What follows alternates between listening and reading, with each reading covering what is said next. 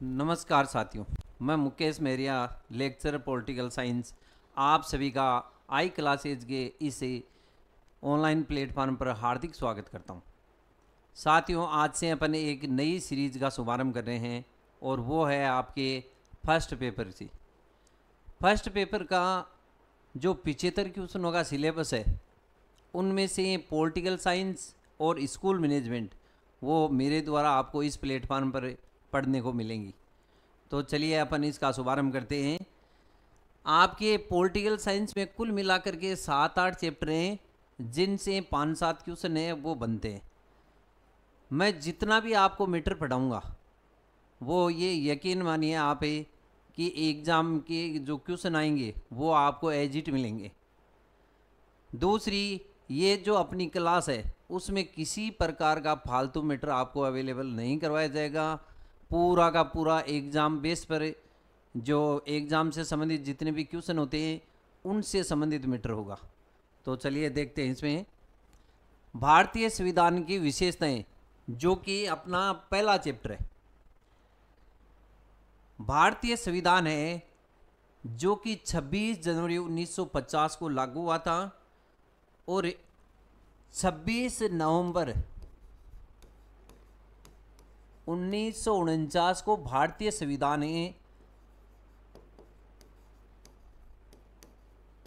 अंगीकृत, अधिनियमित व आत्मार्पित किया गया।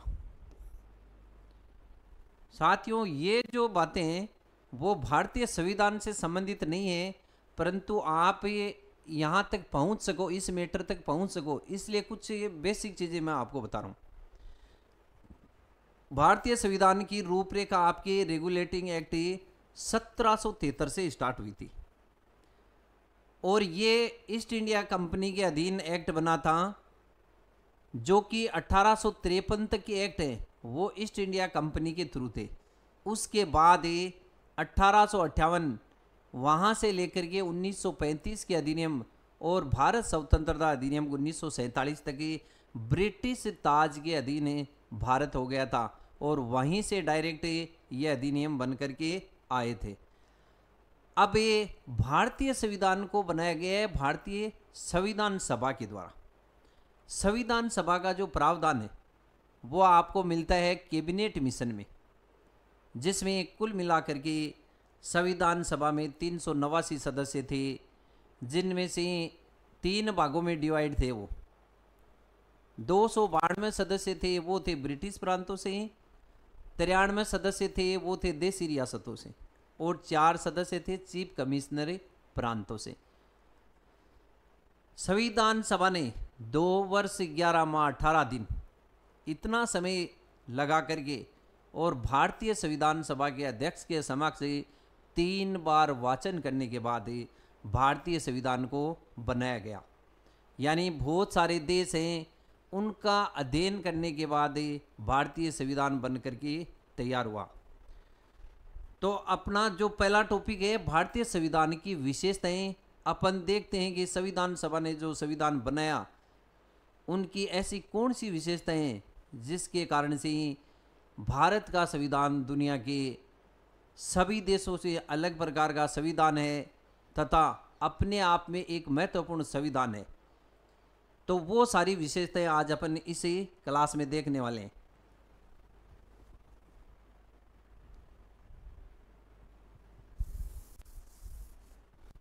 भारतीय संविधान की पहली विशेषता है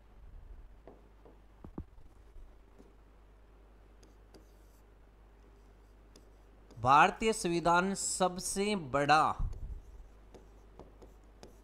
या विशाल बोल सकते हैं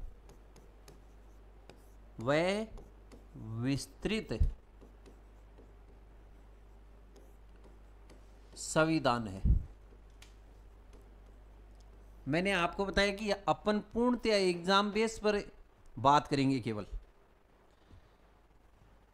पहली विशेषता सबसे विशाल और विस्तृत संविधान है। इसका मतलब ये हुआ कि विस्तृत है क्यों। इसका महत्वपूर्ण रीजन ये है कि भारतीय संविधान में केंद्रीय व राज्य विधानमंडल।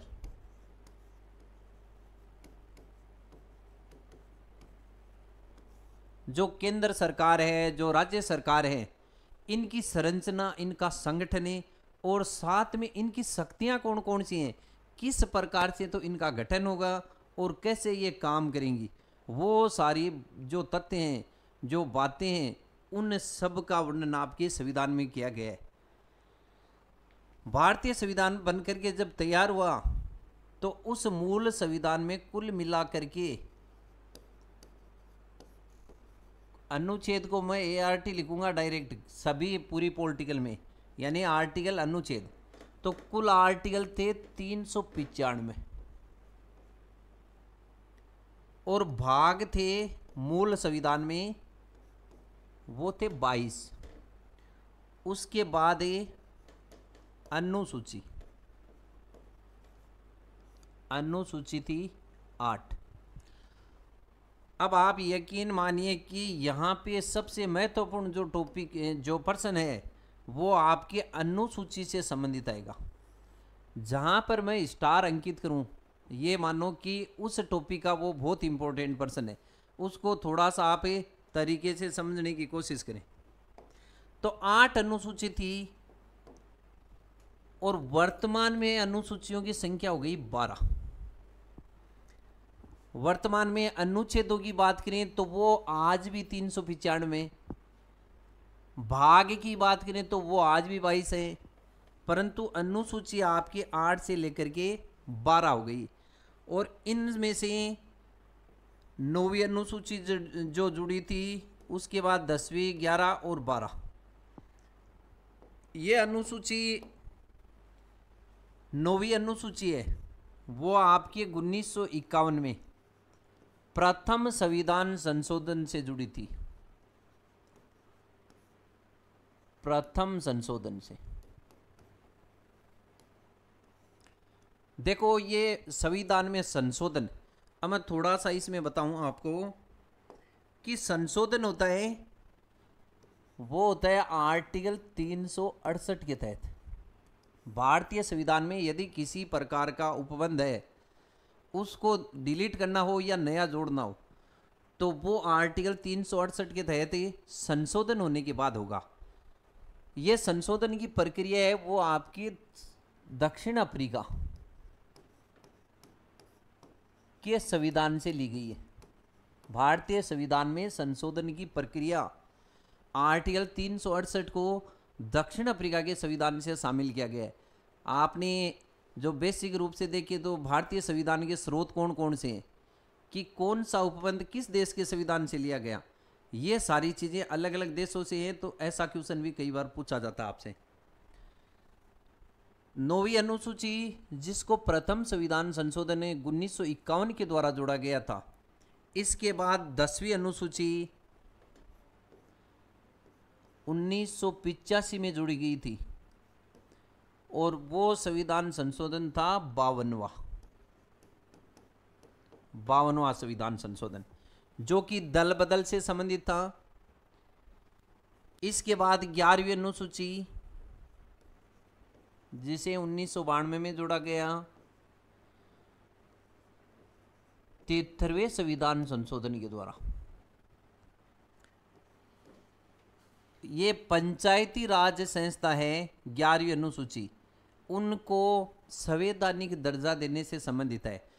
पंचायती राज संस्थाएं आपको 11वीं अनुसूची में मिलेंगी। इसके बाद 12वीं अनुसूची, ये भी 1992 में 74वां संविधान संशोधन के द्वारा जोड़ी गई। अब ये जो अनुसूची है, इनमें से 10, 11 और 12 अनुसूची, इनको आप पक्का रट्टा मार लो, क्योंकि ये मानो कि 10वीं, 11वीं और 12वीं अनुसूची है, इनका कहीं ना कहीं आपको कॉम्बिनेशन के हिसाब से मिलान से संबंधित, सुमेलित, असुमेलित, इस प्रकार से आपको प्रश्न मिलता है। डायरेक्ट एक क्वेश्चन नहीं आता इनसे संबंधित। तो भारतीय संविधान है वो विश्व का सबसे विशाल और विस्तृत संविधान है, जैसा कि अपन ने देखा कि कितने अनुच्छेद हैं, कितने भाग हैं, कितनी अनुसूची है। ये बात कही किसने थी कि यह विश्व का सबसे बड़ा और विस्तृत संविधान है? तो ये आपको याद रखना है, Ivor Jennings. Ivor Jennings Britain से संबंधित सीनियर वकील थे और इन्होंने भारतीय संविधान को बताया कि यह सबसे विशाल है और विस्तृत संविधान है। तो इनको भी आपको याद रखना है। फिर बात करते हैं दूसरी आपकी विशेषता।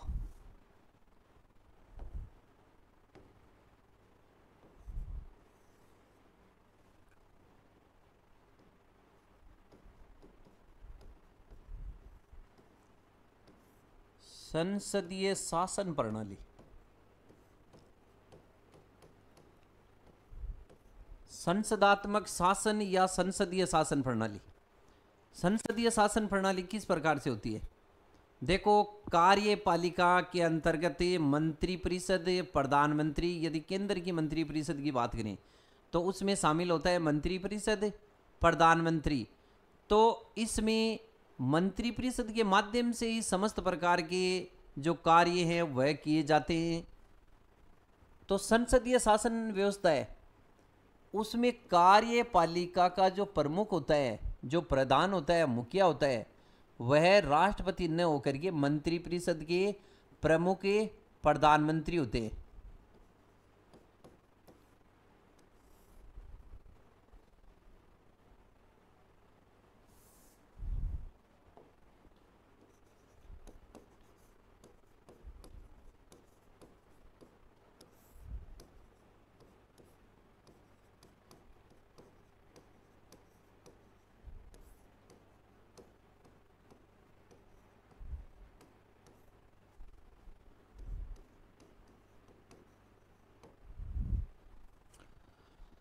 भारत में संसदात्मक प्रणाली है, वो किस देश के संविधान से ली गई है, किस देश के संविधान से अपनाई गई है? तो वो प्रश्न होगा आपके ब्रिटिश संविधान से संबंधित है। ब्रिटिश संविधान से इसको लिया गया है। और ये क्वेश्चन बहुत सी बार आपसे पूछा जाता है कि संसदात्मक शासन भारत में किस देश के संविधान से लिया गया है? तो वो होगा आपके ब्रिटेन के संविधान से, ब्रिटिश संविधान से। ब्रिटेन का जो संविधान है वो विश्व का अलिखित संविधान है और वहाँ पे संसद के पास समस्त शक्तियाँ होती हैं। सर्वोच्च संस्था के रूप में संसद ही होती है। अब इसमें देखा कि संसदात्मक शासन प्रणाली है वो भारत में अपनाई गई है, जिसमें वास्तविक मुखिया मंत्री परिषद के अध्यक्ष पीएम यानी प्रधानमंत्री होते। दुनिया के अंतर्गत दो प्रकार की लोकतंत्रात्मक जो शासन प्रणाली है, जिसमें एक तो अध्यक्षात्मक है और एक है संसदीय। संसदीय शासन प्रणाली, उसमें मैंने आपको बताया कि कार्यपालिका की समस्त शक्तियां होती है। जो वास्तविक प्रधान है वो आपके प्रधानमंत्री होते हैं, जबकि अध्यक्षात्मक शासन प्रणाली है उसका सबसे अच्छा उदाहरण है अमेरिका।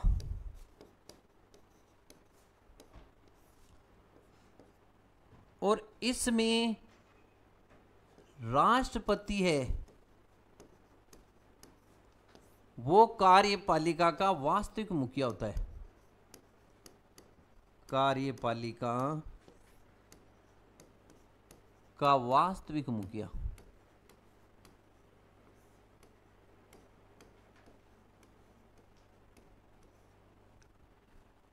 ये चीजें मैं इसलिए बता रहा हूं आपको कि अध्यक्षात्मक और संसदात्मक, कई बार अपने क्वेश्चन आते हैं कि इनमें से सत्य कौन सा है, सत्य कथन कौन सा है।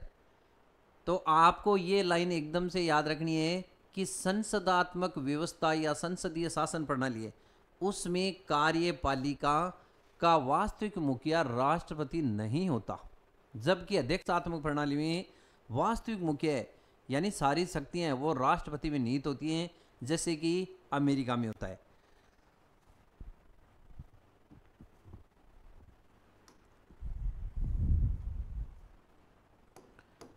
तीसरी विशेषता जो कि भारतीय संविधान की महत्वपूर्ण विशेषताओं में शामिल है वो है मूल अधिकार।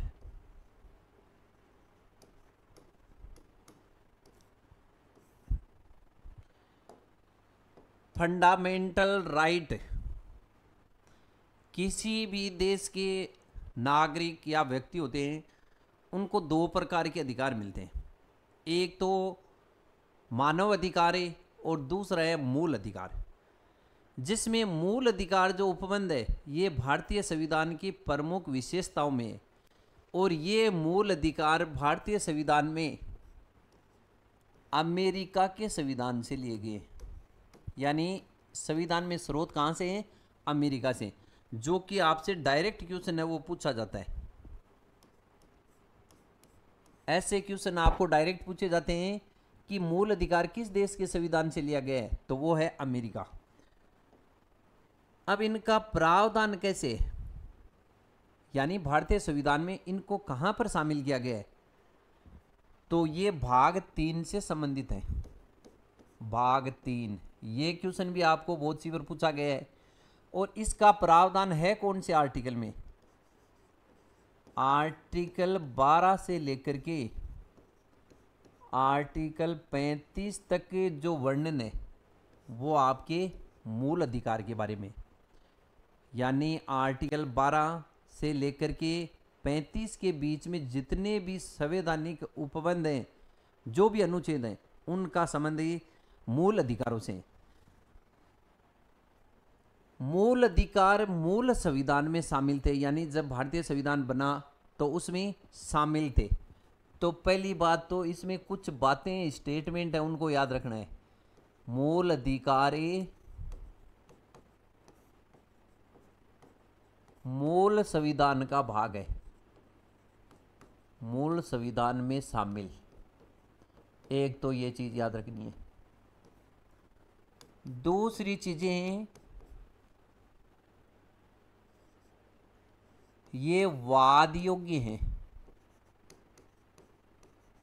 वाद योग्य हैं, यानी कि यदि आपके मूल अधिकारों का हनन होता है तो मूल अधिकारों को प्रभावी बनाने के लिए आप न्यायालय की शरण ले सकते हैं।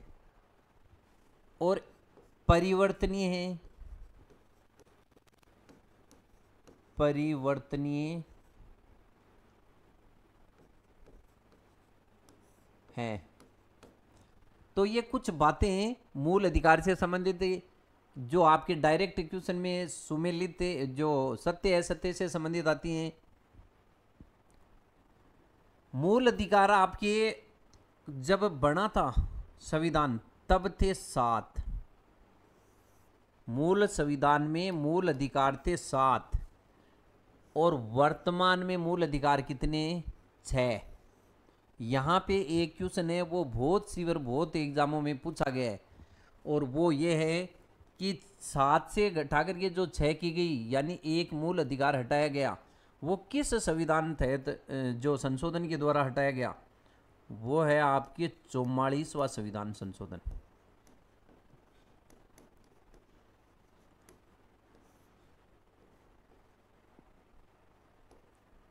उन्नीस में।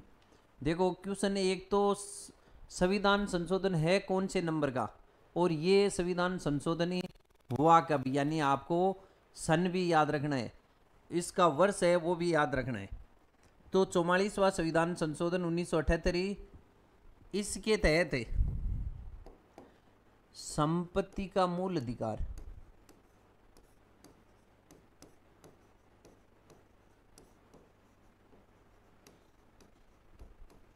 संपत्ति का मूल अधिकार था, इसको मूल अधिकारों की श्रेणी से हटा करके और एकमात्र कानूनी अधिकार बना करके इसे 300 क में शामिल कर दिया गया। आर्टिकल 300 क में, यानी अब संपत्ति का जो मूल अधिकार कानूनी अधिकार है इसे अब कौन से आर्टिकल में शामिल किया गया है, तो वो है 300 क। पहले ये शामिल था आर्टिकल 31 ग में शामिल था, अभी इसको निरसित कर दिया गया है, यानी डिलीट कर दिया गया है। इसके बाद ये 44वां संविधान संशोधन है वो हुआ कब, यानी प्रधानमंत्री कौन थे इस समय? तो ये है आपके मोरारजी देसाई। मोरारजी देसाई जो कि भारत के प्रथम गैर कांग्रेसी प्रधानमंत्री बने थे भारत जो राष्ट्रीय जनता पार्टी से। तो ये भी आपको याद रखना है कि 1978 में मोरारजी देसाई की सरकार के समय आपके 7वां जो मूल अधिकार है उसको संपत्ति का मूल अधिकार को हटा करके और वर्तमान में एकमात्र कानूनी अधिकार बना दिया गया। अब मूल अधिकार की जब एक तो देखो होता है व्यक्ति और एक अपन बात करें नागरिक की। कौन से मूल अधिकार हैं, कौन से मूल अधिकारों के आर्टिकल हैं जो केवल नागरिक को प्राप्त हैं और कौन से मूल अधिकार हैं जो व्यक्ति और नागरिक दोनों को प्राप्त हैं? तो केवल नागरिक की बात करें, जो व्यक्ति को प्राप्त नहीं है केवल नागरिक को प्राप्त है। आर्टिकल 15, 16, 19, 29 और 30 इसमें जो भी प्रावधान है मूल अधिकार से संबंधित है वो सारे के सारे केवल नागरिक को मिलेंगे, न कि व्यक्ति को। व्यक्ति वह है जो अपने देश का नहीं है, किसी दूसरे देश का जो सैलानी है, कोई भी विदेशी पर्यटक है या किसी कारणवश भारत में निवास कर रहा है किसी काम के एवज में, तो उन व्यक्तियों को ये अधिकार नहीं मिलेंगे। नागरिक को व्यक्ति वाले सारे मिलेंगे, इसके अलावा ये हैं जो व्यक्ति को नहीं मिलेंगे। ये आपको ध्यान में रखना है।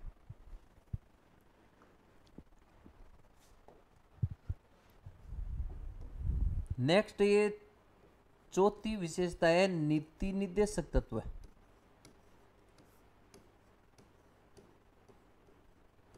नीति निर्देशक तत्व देखो इनकी डिटेल तो और भी ज़्यादा अपन बता सकते हैं, परंतु वो यदि कोई बंदा राजनीति विज्ञान से सेकंड पेपर की तैयारी करे उसके लिए इम्पोर्टेंट है, न कि फर्स्ट पेपर के लिए। तो यहाँ पे जितना भी मैटर पढ़ाया जाएगा वो फर्स्ट पेपर के अकॉर्डिंग उस फर्स्ट पेपर को ध्यान में रखते हुए पढ़ाया जाएगा। हाँ ये ज़रूर है कि जितना आपको पढ़ाया जाए उसके अलावा शायद ही आपको एग्ज़ाम में क्वेश्चन देखने को मिले, तो थोड़ा सा आप ये रुचि लेकर के ध्यान से पढ़िए। नीति निर्देशक तत्व है जिसे अपन शॉर्ट में डीपीएस भी बोलते हैं। देखो नीति निर्देशक तत्व भी मूल संविधान में शामिल थे और इनको मूल संविधान में इसलिए शामिल किया गया था ताकि लोक कल्याणकारी राज्य की स्थापना की जा सके। कल्याणकारी राज्य की स्थापना करने के उद्देश्य से जो अपने संविधान सभा में विद्वान लोग थे जिन्होंने भारतीय संविधान को बनाया, उन्होंने ये सोचा कि वेलफेयर स्टेट का निर्माण कैसे हो। तब उन्होंने नीति निर्देशक तत्वों को शामिल किया कि कोई भी स्टेट है, राज्य सरकार है, वो किसी प्रकार का कोई कानून नीति बनाती है तो इनमें जो प्रावधान है, जो डीपीएसपी में प्रावधान है, उनको ध्यान में रखते हुए अपने विधि का निर्माण करें। तो इसलिए डीपीएसपी है। तो ये प्रश्न तो आपको मिलता ही है कि भाई नीति निर्देशक तत्व की क्यों शामिल किए गए हैं संविधान में, तो उसका प्रमुख उद्देश्य क्या है? कल्याणकारी राज्य की स्थापना। इसके अलावा देखो ये आपको शायद ही कहीं पढ़ने को मिले। वो महत्वपूर्ण बात है कि कल्याणकारी राज्य कौन सा होगा? जहां पे आर्थिक व सामाजिक न्याय, सामाजिक न्याय, ये दोनों आर्थिक और सामाजिक न्याय, आपने देखा कि ये जो प्रस्तावना है उसमें 3 प्रकार की न्याय है, सामाजिक है, आर्थिक है और राजनीतिक है। राजनीतिक न्याय की पूर्ति करता है मूल अधिकार, जबकि सामाजिक और आर्थिक न्याय की पूर्ति करता है, नीति निर्देशक तत्व है। ये आपके आईएएस की एग्जाम में आया हुआ क्वेश्चन है कि नीति निर्देशक तत्व है किस प्रकार की न्याय की पूर्ति करने के लिए, किस प्रकार की न्याय के उद्देश्य की पूर्ति करने के लिए शामिल किया गया है, तो वो है आपके आर्थिक और सामाजिक न्याय। इसके बाद ये मूल संविधान के भाग थे, तो इसे कौन से भाग में शामिल किया गया, तो इनका संबंध है भाग 4 से। मैंने आपको बताया कि संविधान में कुल मिलाकर के 22 भाग हैं। भाग 3 का संबंध है मूल अधिकार से, भाग 4 का संबंध आपके डीपीएसपी यानी नीति निर्देशक तत्वों से। कौन से आर्टिकल में शामिल हैं, आर्टिकल 36 से लेकर के 51 के बीच में जो भी प्रावधान है वो सारे के सारे डीपीएसपी से संबंधित हैं। इसमें बहुत सारी बातें हैं, ग्राम पंचायत के गठन से संबंधित बात है, वन्य जीवों के संरक्षण से संबंधित बात है, समान कार्य के लिए समान वेतन से संबंधित बात है, बहुत सारी बातें, विधि के समक्ष समानता से संबंधित है। वो चीज़ें आपको याद नहीं करनी, केवल इतना ध्यान में रखना है कि आर्टिकल 36 से लेकर के 51 के बीच में प्रावधान आपकी डीपीएसपी का है। अब ये कौन से देश के संविधान से लिए गए हैं, इनका स्रोत कौन सा देश है, तो वो है आयरलैंड।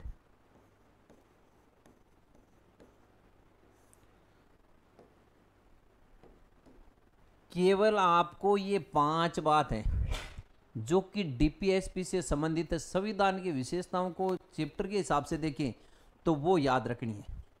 भाग 4 जो कि बहुत इंपॉर्टेंट है, डीपीएसपी का है, 36 से 51 है, डीपीएसपी का है, कहाँ से लिए गए हैं, आयरलैंड से लिए गए। एक अन्य बात की, जैसे इनको जब विधि का निर्माण किया जाता है राज्य के द्वारा, तो शामिल करना या नहीं शामिल करना, डीपीएसपी का ध्यान रखना या नहीं रखना राज्य की इच्छा पर डिपेंड करता है। इसलिए केटी साहब ने कहा है कि यह एक ऐसा चेक है जिसका भुगतान बैंक की इच्छा पर निर्भर करता है। बैंक चाहे तो उसका भुगतान करिए, अन्यथा न भी करे। तो ये ध्यान में रखना है। ये बात किसने कही, केटी शाह है। नेक्स्ट देखिए, 5वीं विशेषता फंडामेंटल ड्यूटी, मूल कर्तव्य। मूल कर्तव्य साथियों, अपने को भारतीय संविधान ने कई प्रकार के 6 प्रकार के जो वर्तमान में मूल अधिकार हैं वो दे रखे हैं, जो कि कुछ मूल अधिकार राज्य के विरुद्ध हैं, कुछ हैं वो नागरिक के लिए, नागरिक के विरुद्ध है। तो आप ये जो नीति निर्देशक तत्व हैं वो तो सारे के सारे केवल नागरिक के लिए हैं, न कि राज्य के लिए। यानी नागरिक को प्रदान किए जाने वाले उपबंध हैं। मूल कर्तव्य, इनका संबंध भी नागरिक से। मूल कर्तव्य मूल संविधान का भाग नहीं थे, इनको बाद में जोड़ा गया। पहली बात तो इनको बाद में जोड़ा गया सरदार स्वर्ण सिंह समिति की सिफारिश पर।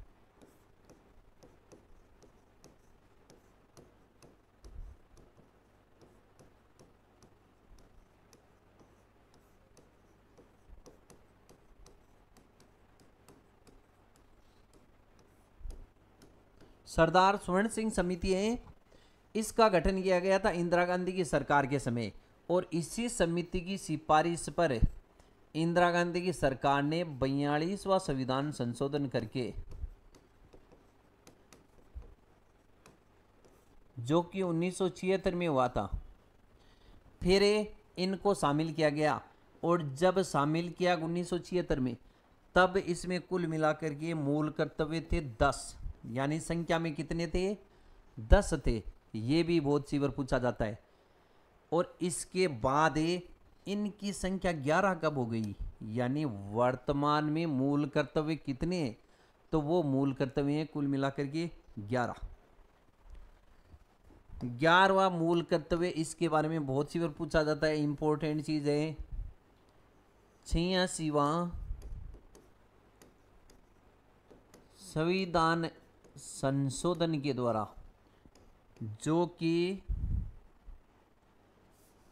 2002 में हुआ था, 2002 में। और 11वां मूल कर्तव्य जोड़ा गया था 6 से 14 वर्ष हेतु अनिवार्य शिक्षा उपलब्ध करवाने का दायित्व प्रत्येक माता पिता या संरक्षक का होगा। गार्जियन का ये दायित्व होगा कि 6 से 14 वर्ष की बालक बालिका को अनिवार्य जो शिक्षा है, प्राइमरी से अपर प्राइमरी 1 से 8 के बीच की शिक्षा है, वो वहाँ तक की शिक्षा उसको उपलब्ध करवाए।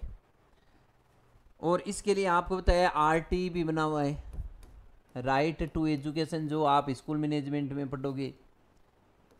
1 अप्रैल 2010 को लागू हुआ था। तो कहने का मतलब ये हुआ कि 86वां संविधान संशोधन जो कि 2002 में हुआ, उसके तहत 11वां मूल कर्तव्य है, उसको शामिल किया गया। अब मूल कर्तव्यों की डिटेल में अपने को इसमें जाने की आवश्यकता नहीं है कि संविधान के आदर्श हैं उनका पालन करें, एकता स्थापित करें, राष्ट्र ध्वज इनका सम्मान करें, अपने जो क्रांतिकारी हैं उनके आदर्शों को संजोए रखें, वन्य जीवों का संरक्षण करें। ये सारी बातें आपको इसमें देखने की आवश्यकता नहीं है, आपको केवल ये बातें याद रखनी है। और साथ में इनको शामिल किस देश के संविधान से लिया गया है, यानी ऐसा उपबंध फंडामेंटल ड्यूटी कहाँ पे मिलता है, तो वो है सोवियत संघ। सोवियत संघ रूस, सोवियत संघ रूस। रूस केवल आपको पता है कि 15 गणराज्य मिलकर के और फिर यूएसएसआर बना हुआ था। और उनमें से रूस, यदि आज के रूप में अपन जो रूस अलग देश है, तो उसमें कुल मिलाकर के 15 गणराज्य थे। और ये रूस तो 1991 में बना था, जबकि भारत में मूल कर्तव्यों को 1976 में शामिल किया गया। तो उस टाइम इनको कहाँ से लिया गया? सोवियत संघ रूस से, यूएसएसआर से। तो ये महत्वपूर्ण बातें हैं जो आपके मूल कर्तव्यों से संबंधित हैं। इतना यदि आप याद कर लेते हैं तो इनसे संबंधित इतना मैटर आपके पर्याप्त है। इसके बाद देखिए आप ये एकल नागरिकता, 6ठी विशेषता है एकल नागरिकता। अब इसमें आपको एक तो ये देखना, देखो नागरिकता क्या होती है। किसी देश का नागरिक, कुछ शर्तें होती हैं, कुछ प्रावधान है, नियम है, उसके तहत उस देश की नागरिकता हासिल की जाती है। और नागरिकता हासिल करने के बाद देश के जो भी जितने भी प्रावधान हैं, जितने भी प्रकार की योजनाएं हैं, वो सारी योजनाओं का लाभ आपको नागरिक होने के बाद ही मिलता है। और उसके लिए निर्धारित डॉक्यूमेंट होते हैं। तो देखिए आप, नागरिकता का संबंध संविधान के किस भाग से है? भाग 2 से। ये कई बार पूछा जाता है। अब एकल नागरिकता, आपको पता है कि संघवाद होता है ना, संघवाद, संघात्मक शासन, उसमें नागरिकता होती है दोहरी नागरिकता। जैसे कि अमेरिका की बात करें, जिसमें आपको दोहरी नागरिकता का प्रावधान है। एक तो वहाँ का नागरिक है, वो अपने राज्य का नागरिक होता है अलग से, और फिर अमेरिका का नागरिक होता है अलग से। क्योंकि अमेरिका में प्रत्येक जो राज्य हैं, स्टेट हैं, वो उनका संविधान अलग है। अमेरिका का खुद का संविधान अलग है, उनके जो राज्य हैं वो अपना संविधान अलग से बनाते हैं। जबकि भारत में संविधान है वो ही सर्वोच्च है। संविधान सभी राज्यों के लिए और पूरे सेंटर के लिए एक ही है। तो यहाँ की नागरिकता है वो दोहरी न होकर के केवल और केवल नागरिकता है इंडियन, यानी भारतीय। राज्य की नागरिकता नहीं है अपने यहाँ पे। ये नहीं कि अलग अलग स्टेट की नागरिकता अलग है, उसके बाद भारत की नागरिकता है। अपने यहाँ पे एकल नागरिकता का प्रावधान है। और वो इस कारण से है कि भारत की एकता, अखंडता, भारत विविधताओं वाला देश है। तो इन विभिन्न संस्कृति के जो लोग यहाँ पे रहते हैं, उन सब में समन्वय स्थापित करने के लिए, एकता स्थापित करने के लिए एकल नागरिकता का प्रावधान किया गया है। तो आज के लिए इतना पर्याप्त है। मिलते हैं नेक्स्ट क्लास में। धन्यवाद।